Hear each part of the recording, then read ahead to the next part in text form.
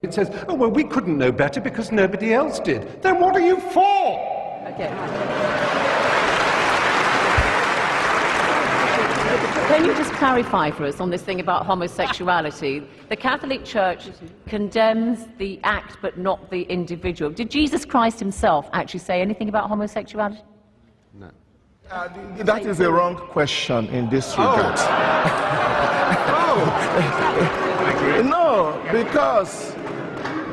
Because we are not aware about homosexuality, the morality of homosexuality being a matter that drew the attention of Jesus. But Jesus certainly spoke about the Ten Commandments and adultery. I do not think we should deny the church the right to propound its own doctrines. You are not obliged to take it. Let's hear some more from the floor, and then we'll come. Yeah, go on. Our life is based on the life of Jesus Christ, not on emotion or based on the way the world is going. So I thank all the people who are listening, and I think the message we are getting here will lead us to live a good life. Okay, thanks. Let's just get through some more comments. Okay, yeah, briefly, please, briefly. I spent 38 years of my life as a Catholic, and then I saw the light. And my life now is going back and forth to Africa, and next month I go to Uganda, and I'm working on trying to stop mothers dying in pregnancy and childbirth. What I'm saying is, please, please, reverse the rule on condoms and family planning and contraception and save more lives, save thousands and thousands of lives.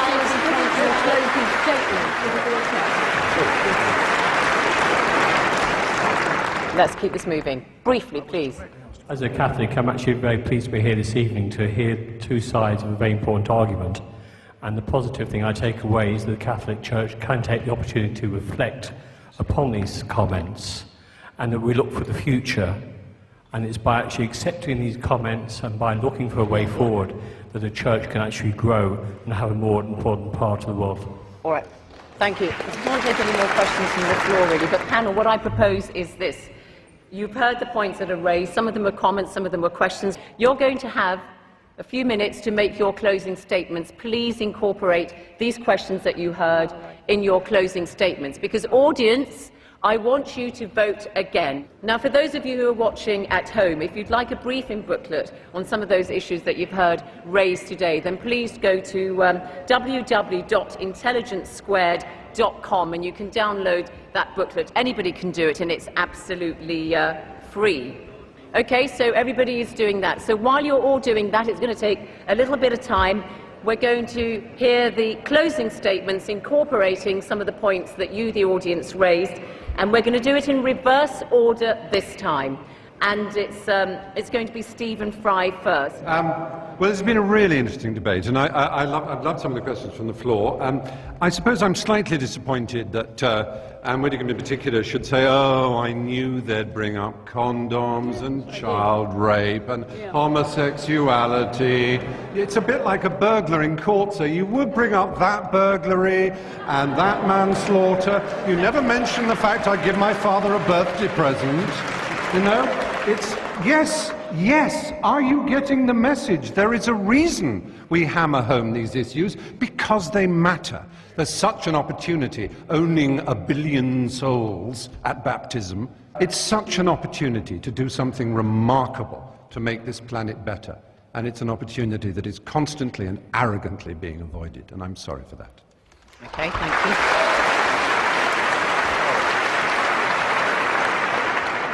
Final statement from Conservative MP Anne Widdecombe for the motion that the Catholic Church is a force for good in the world.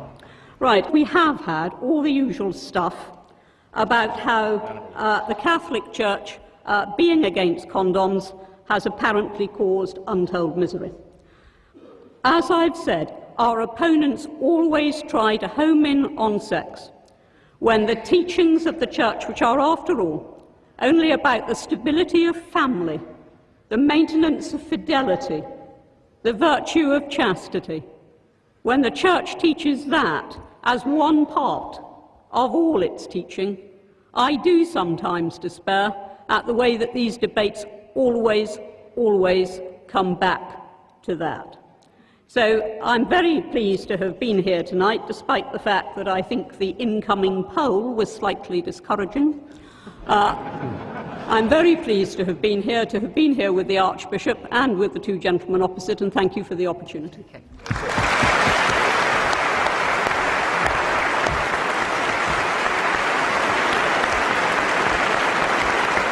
Against the motion, Mr. Hitchens. Unanswered questions. Amazing. No one, though they were asked repeatedly, would say whether they thought Stephen Fry, my friend, was in a state of mortal sin or not. They wouldn't tell you.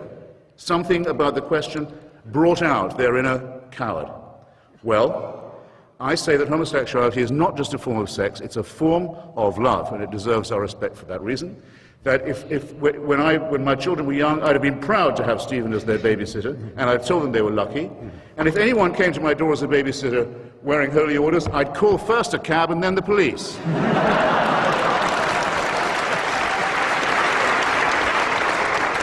Final statement from our final speaker, Archbishop of Abuja, John Onayeke. You've got to make your final pitch now to the audience. Thank you very much. I just want to draw the attention of the audience back to the topic. Yeah.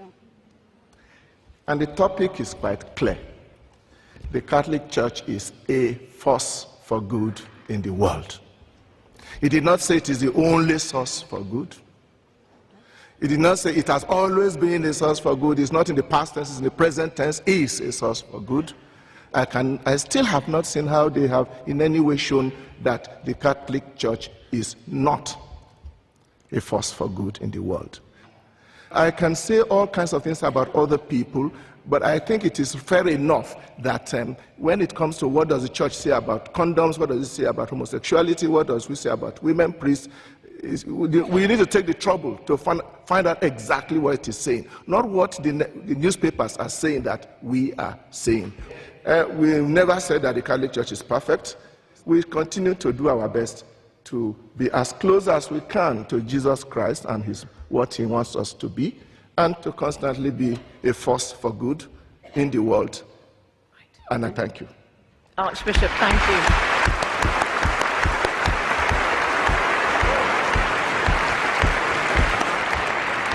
Audience, you've all voted again. Now, the moment of truth panel. Let me remind everybody that before the debate, when everybody came in, this is how you voted. For the motion that the Catholic Church is a force for good in the world, 678. Against the motion, 1,102. And the undecideds, the don't knows, were 346. This is how you voted subsequently. For the motion that the Catholic Church is a force for good, from 678, it's gone to 268.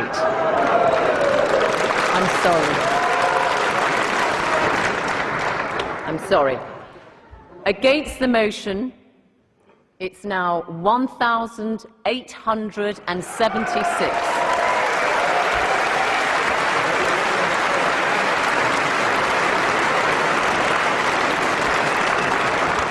And you can see that doesn't leave very many don't knows. It's 34 undecided. So commiserations, Archbishop and Anne Widdecombe. Congratulations, Stephen Fry and Christopher Hitchens. Thank you all. From me, Zain Abadawi, goodbye.